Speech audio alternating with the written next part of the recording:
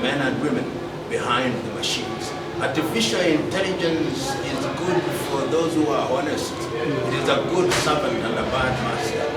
That is the nature of technology. It is like the knife. You can use it to cut meat. What is your view? What is your take? Where are women today in terms of leadership? First of all, let us ask ourselves, what is leadership? Leadership in electoral leadership, as they should be, not in the numbers that we would want, because we have made the process so violent, so toxic, that they don't want to participate. Women, when they attend rallies, have to wear jeans and trousers and running shoes, because you never know when a stone will be thrown. The day we make the environment one in which my mother, my sister, and my brother and other people can participate on an equal basis, and my wife, my daughter can come with high-heeled shoes in the knowledge that after sharing ideas she will walk comfortably. That is the day that we will have women, because it will be a contest of the mind, not a contest of who can hire more goons and who can throw stones better. That day must come. Professor, are elections important? Critical. Whether it is the electoral process as referred to us by Europe and America, the process is a debate that Africa must now engage in. It would appear to me that in Africa, elections give birth to death and violence. So the time is now for us to be courageous enough to ask ourselves what systems of governance will immunize ourselves from this pain. For the moment, we have lemon, let us make ourselves lemonade. Professor, last time we had an interview with you, Moses from BBS. You talked about using technology in our voting election process. What's the problem using machines in elections? Manipulated by man, they don't act of their own motion.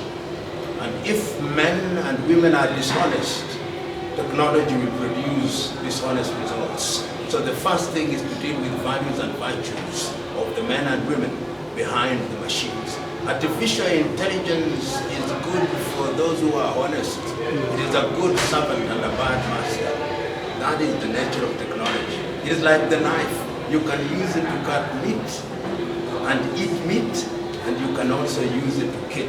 Choose you now how you use the knife. Thank you so much. Kill or to cut meat. Thank you so much.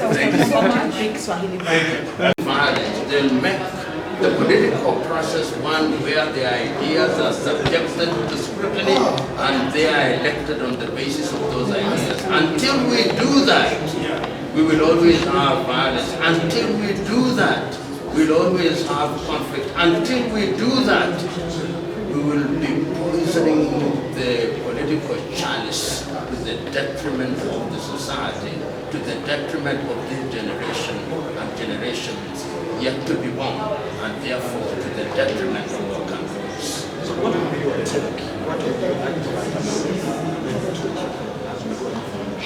you liberate yourself from greed. Liberate yourself from seeking power at all costs. Liberate yourself from the spirit of seeking things that will not help the country. Liberate yourselves from seeking power for power's sake. Embrace trusteeship. Embrace citizenship. As the Greeks used to say, in any society there are tribalists and there are idiots and there are citizens. I'm asking all of us, not only in Uganda, in the continent of Africa, let us be citizens who do things that are in the best interest of our countries and that makes our countries great and makes Africans great and respectable throughout the world. It can be done and it must be done. Professor, you're talking about interventions like benign politicians platform, religious platforms to create unity. You can elaborate more. There is little to elaborate. I know, for example, friends of mine who are clergy, no longer allow politicians to speak in the church. When you come to church, you are congregant, you worship and leave. If you want to hold a political rally, you go and hold it in. Don't do it in the mosques. Why? It's because some, not all, of Christian leaders have been bought over by the political class. The time for liberation is now.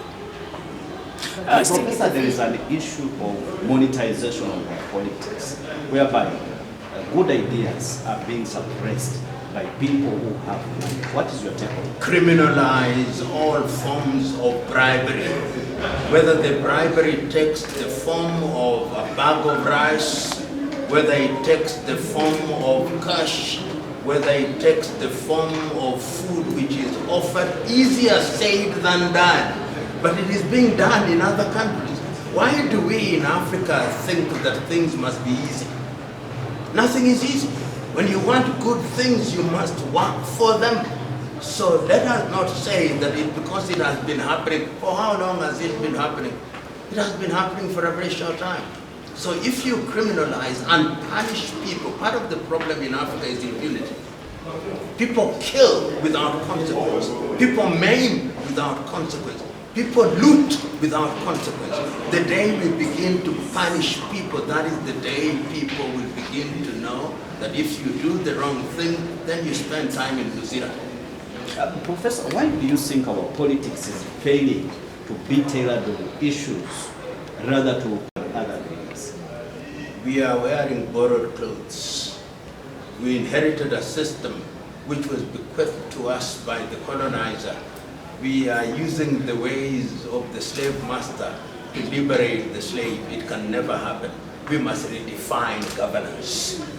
The day we define governance, with the day we redefine governance and go into our systems and pick the positives out of there, that is the day we will begin to move in the right direction. And there are no instant coffee solutions. There are no microwave solutions. It may not happen in your lifetime, but let us begin. Maybe to end the issues that we need to be fronted when we get. There is a saying in Kiswahili that when you want to travel on Friday, you start preparing on Thursday. That, I believe, is sufficiently indicative of what must happen. Electoral processes are processes. Remember, it is a process, not an event. It starts with voter registration. It continues with voter education.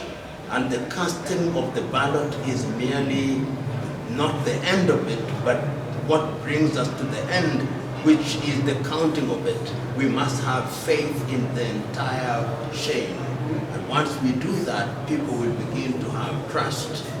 And it varies from country to country. Why is it that Germany, with a population of 82 million, counts votes in 8 hours, and African countries with voters that are not 12 million can't count? It takes them days. It is because we have no faith in ourselves. We have no faith in our systems. When you have no faith in yourself, you can't produce a result that is acceptable to the critical